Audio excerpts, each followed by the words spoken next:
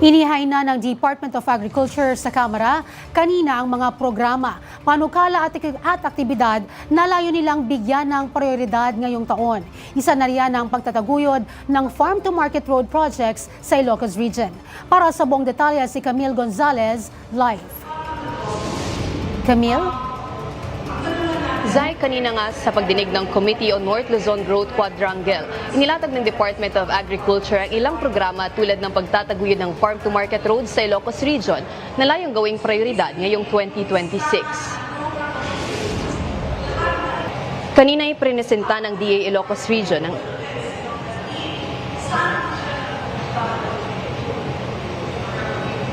Kanina ay prinesenta ng DA Ilocos Region ang kanilang fiscal year 2026 budget and plans, kung saan binigyang din ng pagtataguyod ng mas pinalawak na farm-to-market roads sa iba't ibang distrito ng rehiyon.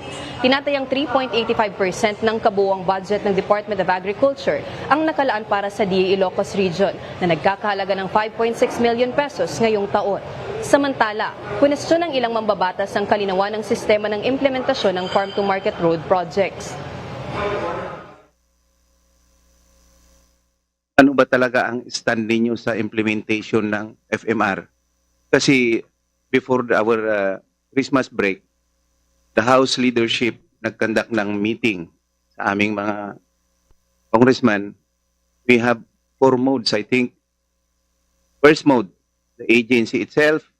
Second mode, the DPWH. The third mode is through the LGU.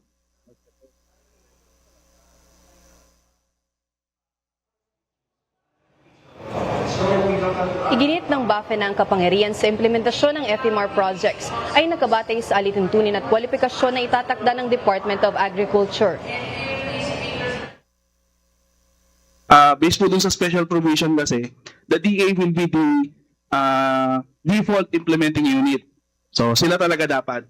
Then nakalagay po kasi dun may enter. So pwede tayo mag-enter into memorandum of agreement with DP or the LGU. If nakalagay po doon qualified LGU. Ayon kay Yusek Roger Navarro, nakahanda ng direksyon ng FMR Network Projects at posibleng magsimula ito sa Abril, depende sa pagbaba ng budget.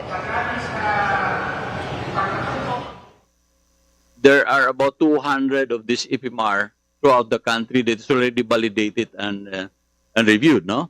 And there are other something like 1,000 plus farm to market road that's going to be validated. We plan that if there's going to be the budget, so we're going to start it by maybe April. No?